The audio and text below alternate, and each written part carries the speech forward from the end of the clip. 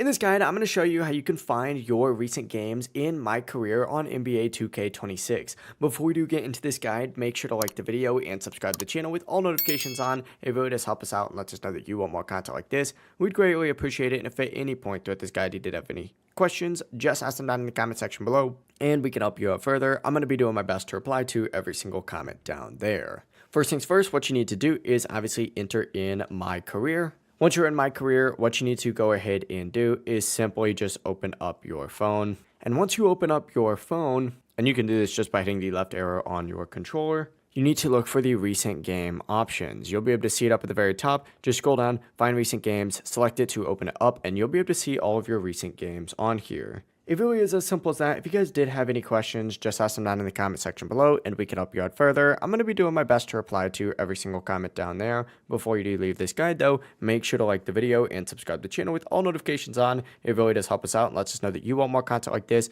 We'd greatly appreciate it. Have a great rest of your day though. Peace.